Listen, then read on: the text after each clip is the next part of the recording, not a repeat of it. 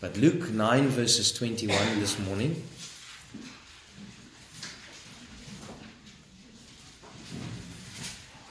And we will only truly just focus on one phrase, but I will read all of the verses for context. So the Bible says in Luke 9 verses 21, "And he straitly charged them and commanded them to tell no man the thing, saying, the Son of Man must suffer many things, and be rejected of the elders of the chief priests and scribes, and be slain, and be raised the third day. And he said to them all, if any man will come after me," and this is the phrase, "let him deny himself, and take up his cross daily, and follow me. For whosoever will save his life shall lose it, but whosoever will lose his life for my sake, the same shall save it. For what is a man advantaged if he gain the whole world and lose himself, or be cast away? For whosoever shall be ashamed of me and my words, of him shall the Son of Man be ashamed, when he shall come in his own glory, and his Father's, and of the holy angels." Let's pray. Heavenly Father, we come before you this morning. Lord, I pray that you would truly use the word this morning to speak to our hearts, Lord. Lord, we consider this morning, Lord, self-denial. And Lord, it is such a foreign concept to the world today. But I pray, Lord, burn it deep in our hearts, make us realize, Lord, that we are absolutely nothing without you. And Lord, I pray that let there not be someone today that denies you instead of themselves. And Lord, as the scripture says, judge themselves unworthy of eternal life. I pray, Lord, if there's someone that is not saved, that you would work in their hearts this morning. And I pray, Lord, that we as Christians would truly realize the necessity of self-denial. I pray this in Jesus' name. Amen. So as I'm starting this message, I can already say that what I'm saying is not politically correct. The word self-denial in itself means self-annihilation. It's a laying aside of oneself and rejecting oneself. Now that in itself is not what you hear from pulpits today. Today, pulpits magnify men and tell them good feel messages and puff them up with worldly psychology and tell them all kinds of good things about themselves. And yet it is completely opposite from what the scripture says. The very message that people are preaching today to help people is damning them. Because the only way that a man can truly find life is when he loses his life. And the only way that a person will find true happiness in life and true meaning in life is when he denies himself and he takes up his cross and he follows Christ. And so this morning I want to speak about denying yourself. And so the context here is Jesus Christ is explaining about his own sufferings and his death and his resurrection. And then he says, they said to them, if you will come after me. And I want you to understand that when Jesus Christ says, come after me, the end goal is heaven, right? And so today we have mingled and mixed salvation where it is just, do you want to go to heaven? Say a prayer and that's it. Right? I've got my end goal. I'm settled. And by no means does this passage teach in any way, shape or form that you need to work to get to heaven. That you need to daily deny yourself so that you can go to heaven. Because when God sees you on Judgment Day and He says, I saw that you denied yourself every day, you deserve heaven. Right? That's not what the Bible teaches. Salvation is a one-time event. But that one-time event changes the whole course of your life. And if it does not lead to self-denial, if it does not lead to taking up my cross, if it does not lead to self-annihilation, then what did I receive? And who am I following? And so this morning, I would love to just take the passage, because that's what I do enjoy doing. I enjoy just taking a passage and breaking it apart so that you will know the meaning of a passage. I'm wary of reading so many verses and not even preaching on them. Because my desire is, and I love the young men in the church sometimes when they hear a sermon and then they come to me and say to me, I did not enjoy that sermon because that person read 4 verses and I still don't know what those 4 verses mean. And it is important that we expose the scriptures. I am not at liberty now to expose every word that I read this morning, but I will expose this one phrase, let him deny himself. And so this morning I'm going to speak about self-denial. And in the beginnings, it is almost as if you want to see a picture, a broader picture of tonight or this morning's message and tonight's message. I want you to see it as almost a broad picture. And as we go deeper, it becomes more practical, it becomes more personal, and it becomes more on a practical basis. And so I'm going to start here this morning, and some of the concepts that you will now hear, you will say, I understand that and I know that. And you should know that if you are saved.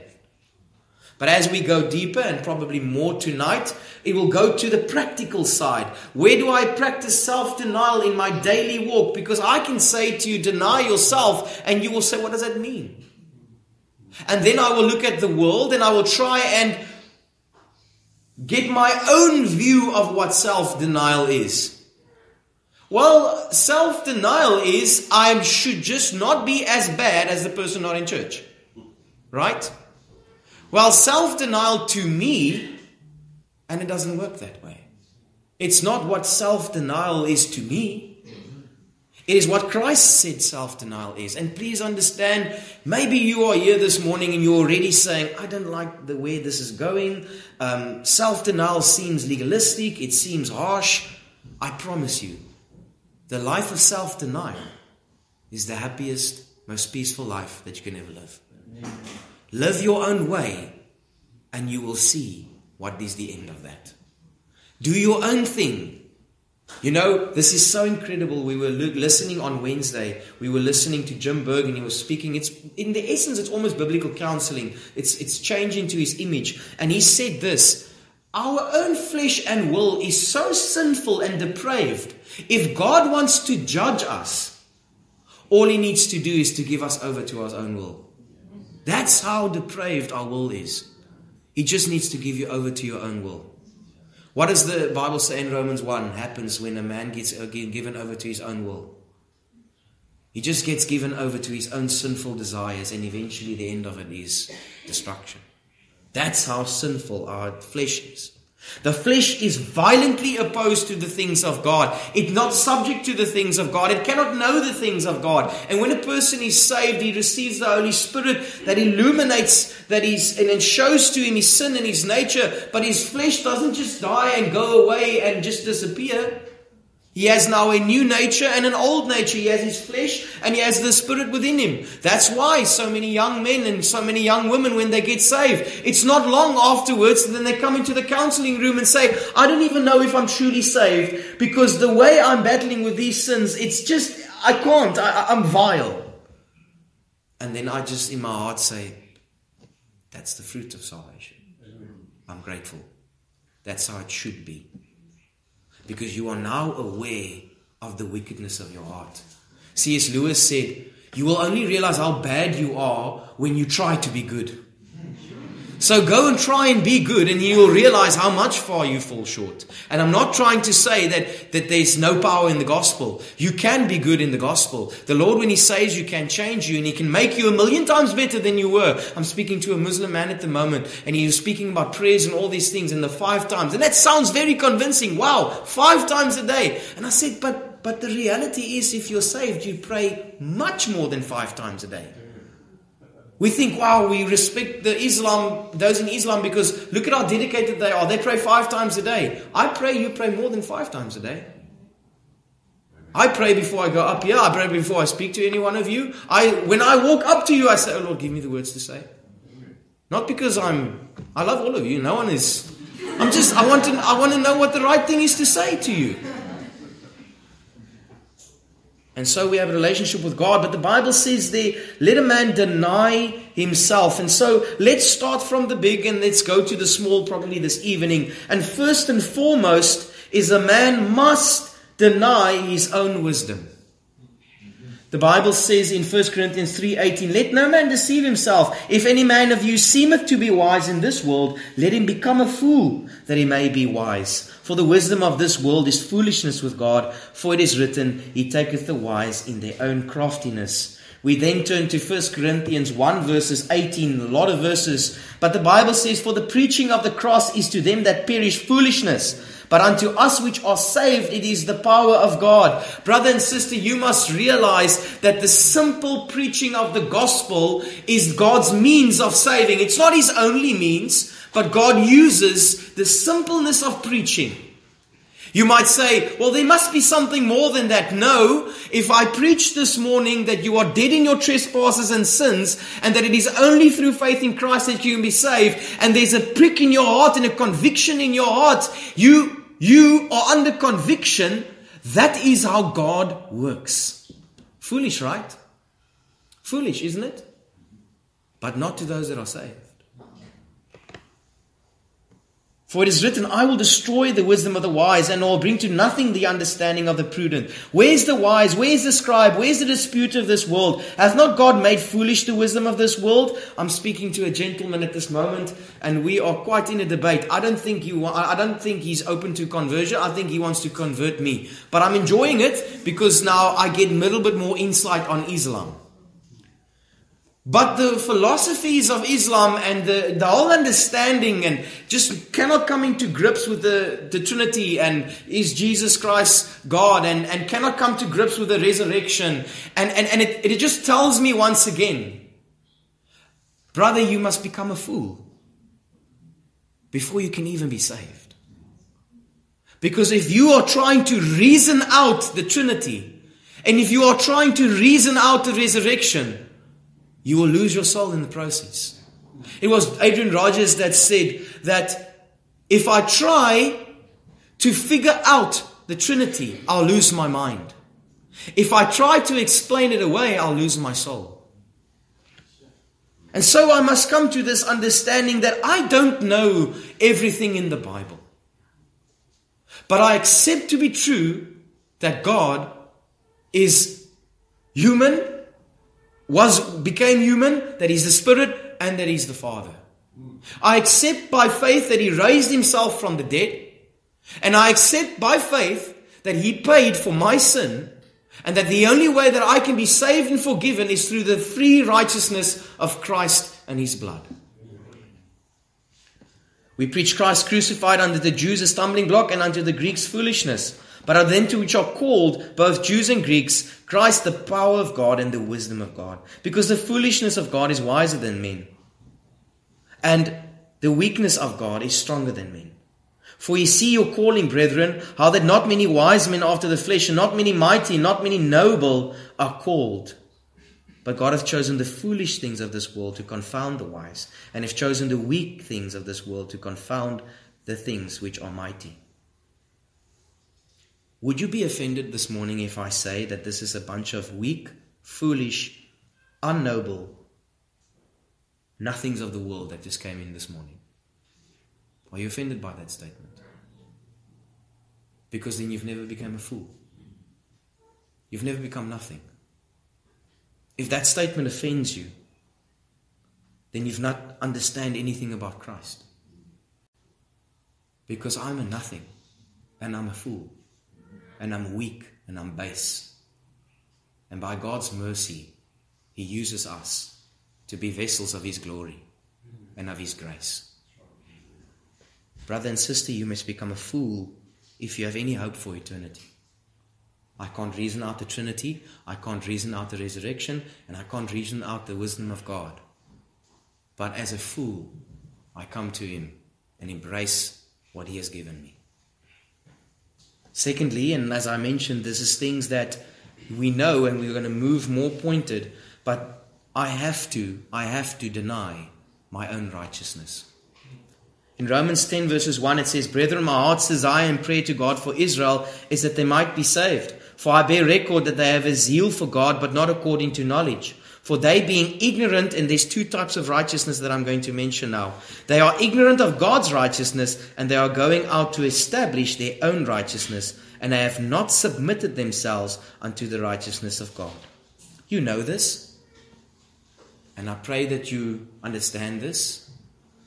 That if I had to ask you this morning personally, if you die today, where will you go? And if your answer is not heaven because I've trusted in the righteousness of Christ and I have His righteousness, and when I die I will present His righteousness, and He is the just and the justifier of him which believeth in Christ. It's His blood, it's His mercy, it's His grace, it's none of myself.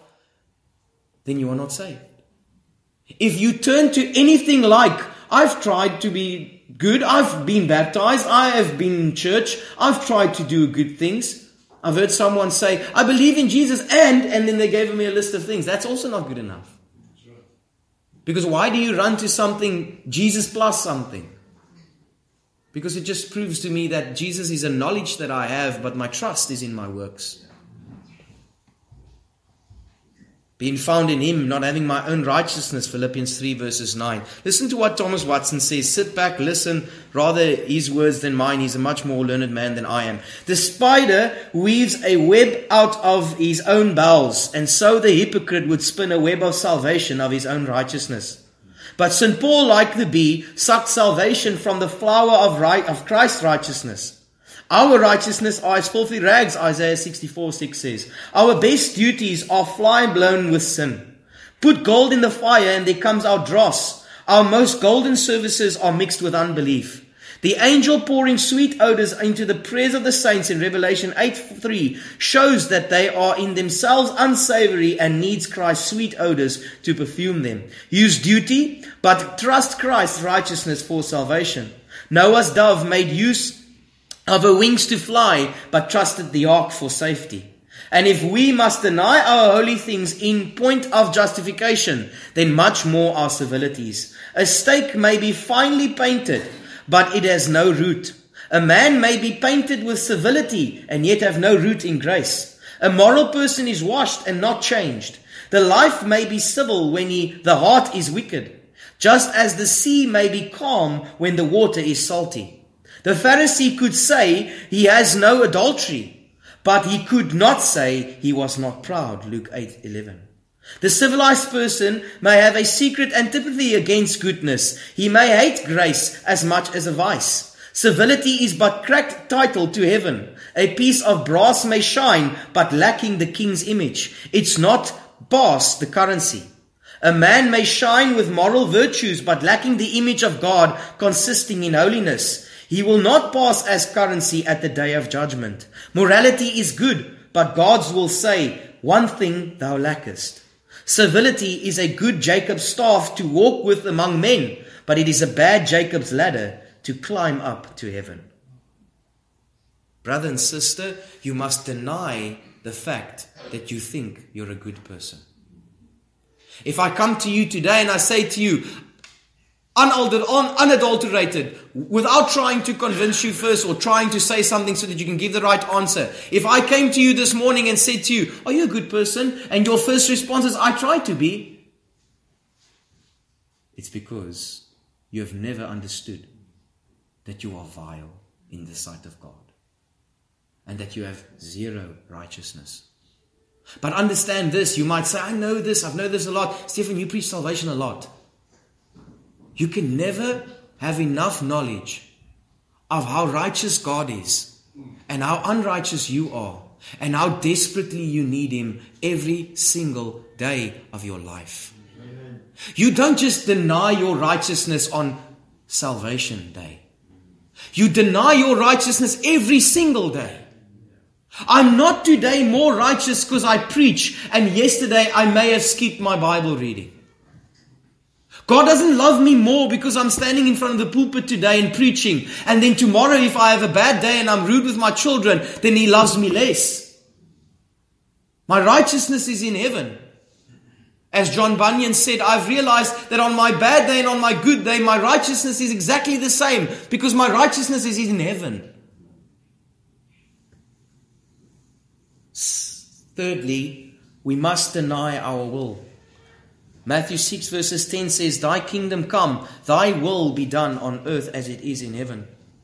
In Matthew 26 verses 38, Then He said unto them, My soul is exceedingly sorrowful, even unto death. Tarry here and watch with me. And he went a little further, and he fell on his face, and he prayed, saying, "O Father, if it be possible, let this cup pass from me. Nevertheless, not as I will, but as thou wilt." In John 6 verses 38, "For I came down from heaven not to do my own will, but the will of him that sent me." Brother and sister, if you claim salvation, but you do what you want, how are you a follower of Christ? How is it that I can do my way, my desires, my thoughts, my programs, my life, but I am a follower of Jesus and His will has become my will? How is it that I don't hate the things that He hates? How is it that I don't love the things that He loves?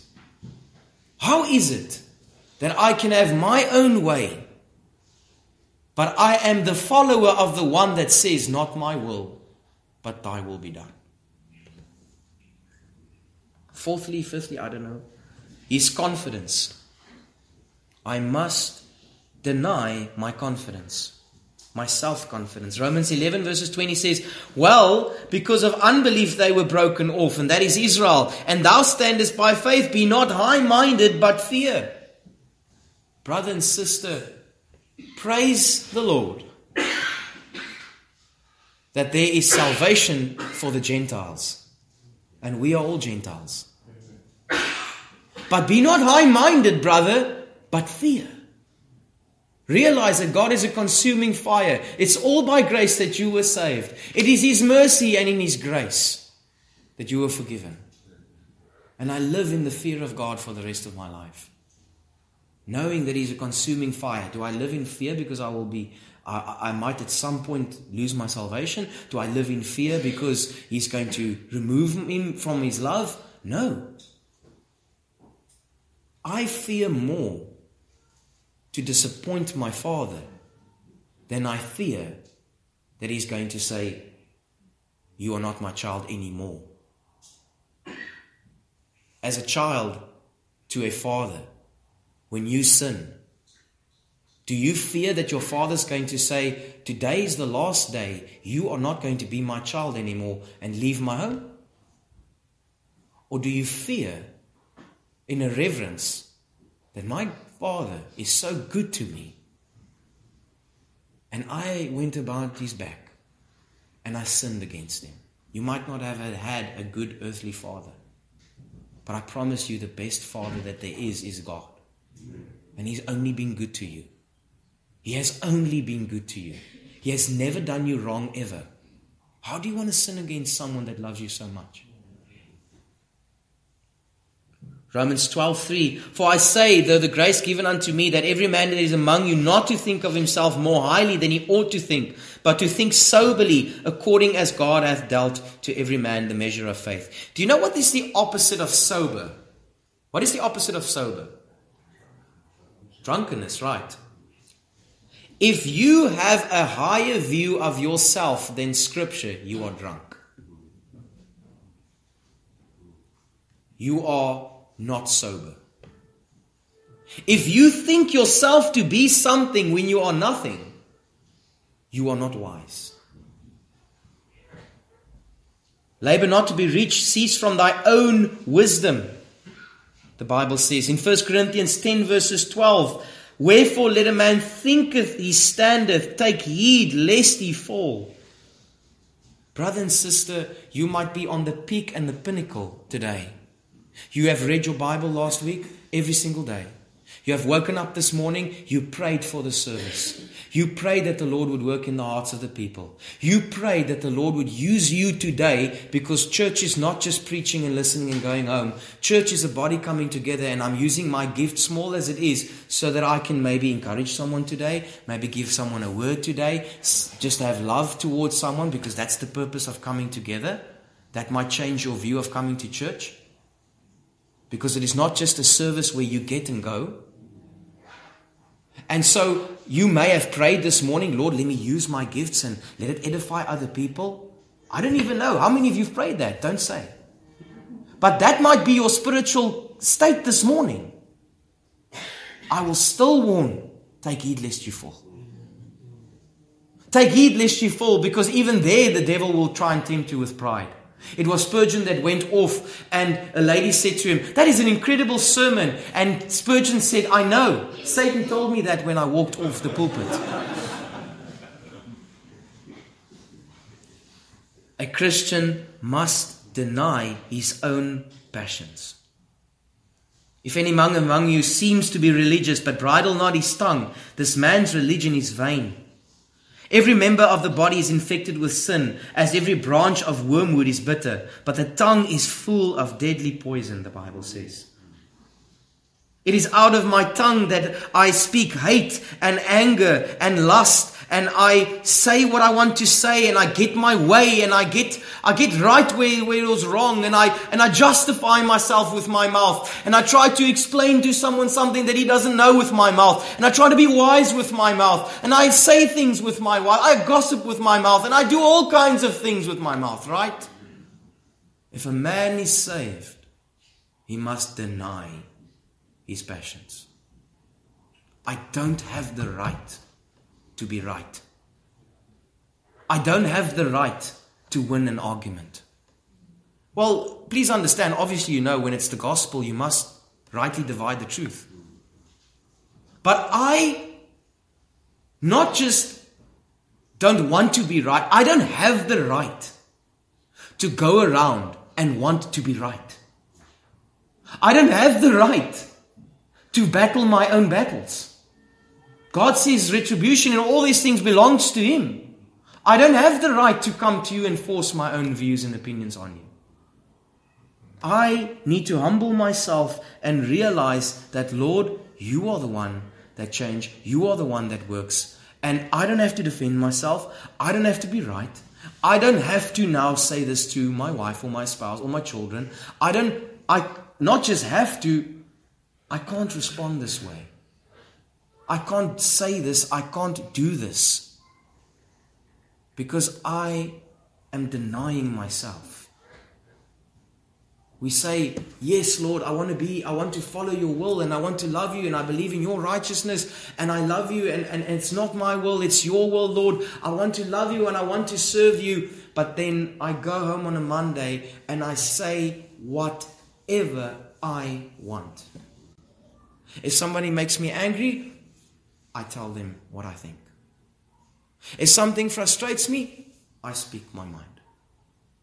I remember growing up, and when I got saved, there's this saying, moenie met 'n ras mors nie. Because we are quick to get angry. And then I said to myself, I don't want that to be a legacy. I'm not proud. We always laughed about that. Ja, hy's 'n ras. Kyk hoe kwaad raak hy. Hy's 'n ras. Moenie met hom mors nie. I was not proud of that. I said, Lord, I want people to say, ja, typies, hy's 'n ras, hulle loop oor hom. I'd rather let them say that. Ja, typies, hy's 'n ras, hulle is maar nederige mense. That's a much better legacy. Ja, ag man, hy gaan nie eers met jou stry nie, loop maar oor hom. Dis okay. I'd rather let people say that of me. Then people say, you know, you don't step on Stefan's toes. He's going to trigger. He's going to blow. Because I'm not my own anymore. I don't represent die rasse. I represent the King of the universe. And when I speak, I represent the one that is in heaven, that is holy and righteous and pure and blameless and spotless. My speech represents the one that came down to earth, that dwelt among us, that was hated and mocked and spat upon, that bled and died on the cross, the righteous God that poured His wrath on Jesus. I represent that person, and I pray that you are representing Him, right? Where do you represent Him? Only at work? No. I represent Him in front of my lost children. I represent Him in front of my saved or unsaved spouse.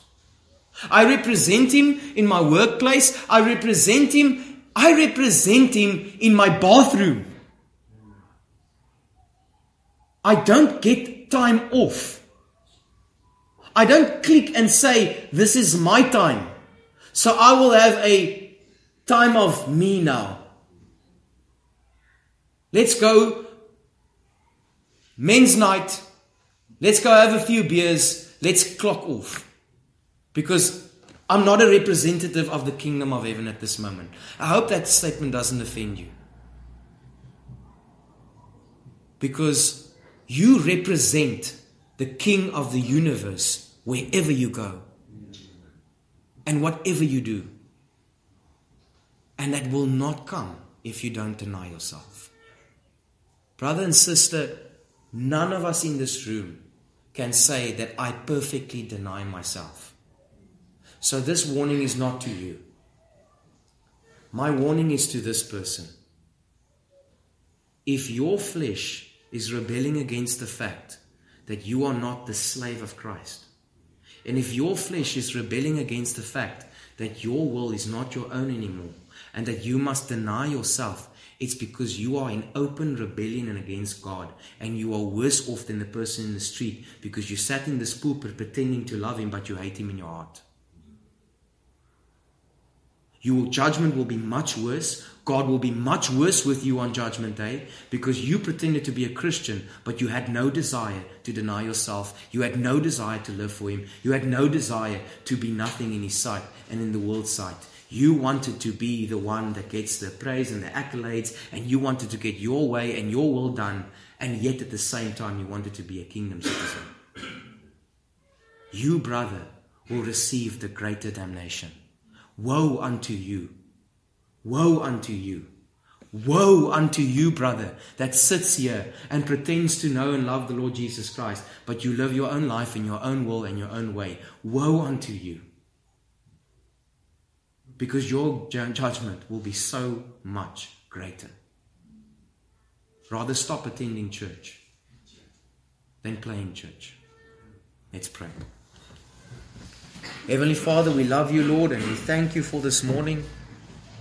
Oh, Lord, I pray that you would be gracious to us, Lord. Help us, Lord, to deny ourselves, Lord. Help us to realize, Lord, that we are your citizens, Lord, purchased by your blood, Lord.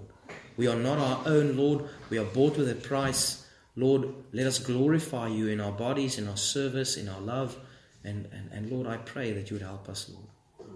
Lord, I pray if there's someone here this morning that is unsaved, Lord, convict their hearts to seek counsel this morning, Lord. Let not pride stand in their way. Lord, let not fear of man stand in their way, Lord. Let them realize, Lord, that the Bible says today is the day of salvation. If you hear my voice, do not harden your heart, Lord.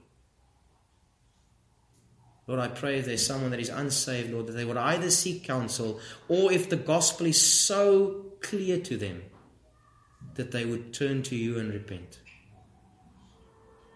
Lord, I pray for those that know you. Help us, Lord, to realize that we are your citizens, your slaves, purchased by your blood, Lord. We are doing your will, not our own, Lord. Oh, Lord, forgive us. Forgive us, Lord, when we are going astray. Forgive us, Lord, when it's about us. Forgive us when it's about our happiness and our joy and our lusts and our desires, Lord. Help us to realize, Lord, that our happiness is found in your will. Lord, if there's someone here that is depressed and just miserable this morning, Lord, help them to realize that the only joy that they will ever find, Lord, is by submitting to you, Lord, and living for you. I pray this in Jesus' name. Amen. Please visit us at 10 Van Plettenberg Street, or call us on 060 970 6744. May the Lord lift up his countenance upon you and give you peace.